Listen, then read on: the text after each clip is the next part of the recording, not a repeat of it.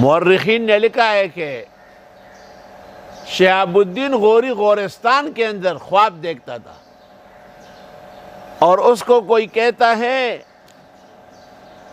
کہ شہاب الدین غوری شتاب کن و بر جانبہن توجہ کن، وہیں برگشت ہے خدا پرتوی راج را زندہ بگیر، خداوند تعالی سلطانی ہند باتو عنایت فرمودان۔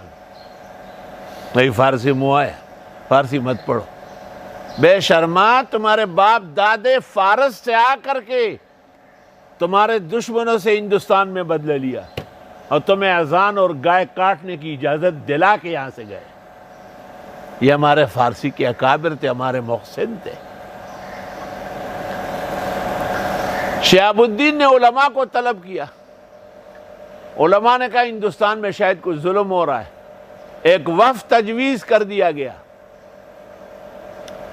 وہ وفد آیا اور ہندوستان کے حالات دیکھ کر واپس گیا، اور بادشاہ سلامت غورستان کے بادشاہ شہاب الدین کو کہا کہ کسی نے اذان دی اس کی زبان کاٹتے ہیں، کسی نے گائے کاٹی اس کے سارے خاندان کو کاٹتے ہیں۔ شہاب الدین کا ایمان اور اس کا اسلامی جذبہ جوش میں آیا، علماء سے کہا فتویٰ دے دو مجھے فوراً۔ ہندوستان پر علماء نے کہا فتویٰ ہے، ہم ساتھ ہیں۔ شہاب الدین غوری آیا اور پرتوی راجہ سے نارائن کے میدان میں گھمسان کی رن ہوئی۔ اسباب کی قلت کی وجہ سے اور حالات کے ناموزون ہونے کی وجہ سے شہاب الدین غوری کو شکست ہوئی، وہ بما فوج کے واپس چلا گیا۔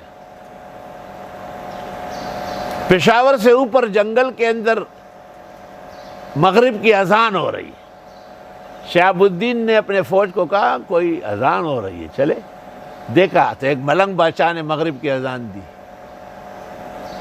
شہاب الدین سے کہا وضو ہے؟ کہا بالکل۔ کہا نماز پڑھتے۔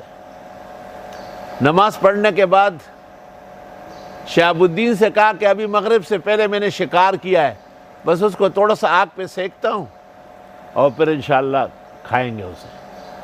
کون ہو؟ کہاں سے آئے ہو؟ کہا میں غورستان کا بادشاہ ہوں، ہندوستان کے مسلمانوں کا بدلہ لینے کے لیے آیا تھا۔ کہا پھر؟ کہا کچھ کمی کی وجہ سے شکست ہو گئی، 3 سال بعد دوبارہ آؤں گا اور انتقام لوں گا۔ اس نے کہا اللہ تو سن رہا ہے، اس کا ساتھ دے۔ 3 سال بعد شہاب الدین غوری دوبارہ آیا، اور اب کے جو پرتوی راج سے مقابلہ ہوا تو وہ زندہ پکڑا گیا، اور اس کی فوج تس نس ہوئی، اور شہاب الدین کو فتح مبین نصیب ہوا۔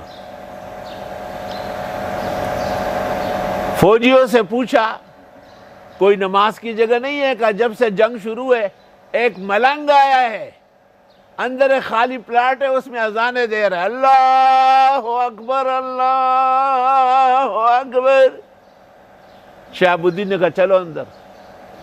ملنگ بادشاہ نے ان کو دیکھا اور مسلح پہ کڑے ہو گئے، اذان تو ہو چکی تھی۔ شہاب الدین نے تکبیر کہی، سلام پھیرنے کے بعد ملنگ بادشاہ نے شہاب الدین کو فتح کے مبارکباد دی، اور شہاب الدین نے جو غور کیا یہ وہی ملنگ بادشاہ ہے جو پشاور کے اوپر جنگل میں ملا تھا، اور ملنگ بادشاہ کے کپڑوں پر خون کے قطرے پڑے ہوئے ہیں، گویا بالفعل جہاد میں شریک ہے۔ اور اس بزرگ اور ملنگ کا نام ہے سلطان الہند اور ولی الہند، خواجہ خواجگاں معین الہند معین الدین چشتی رحمت اللہ علیہ۔ کہتے ہیں یہ پیروں کو نہیں مانتے، وہ پیروں کو مانتا ہوں، شاپ کیپروں کو نہیں مانتا ہوں، پیروں کو مانتا ہوں، التجار ہم الفجار کو نہیں مان رہا ہوں۔ پیر ہے پیر ہے، کون سے پیر ہے تو؟ نیست حجت قول و فعل و ہے چپیر، قول اللہ فعل احمد راہ بگیر، نکل کر خانقاہوں سے ادا کر رسم شبیری، کہ رسم خانقاہی ہے فقط اندوہ دلگیری۔ الحمدللہ۔ شہاب الدین نے حضرت صاحب سے کہا کہ دلی کا کیا کروں، دلی جب تک کنٹرول نہ ہو ہندوستان کنٹرول نہیں ہوگا۔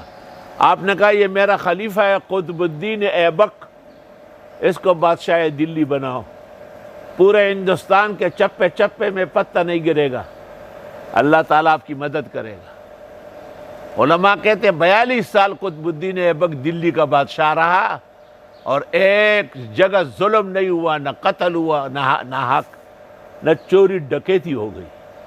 بزرگان دین یہ ہے جنہوں نے بادشاہان کو سیدھا کیا ہے اور ان کو چلنے دیا ہے۔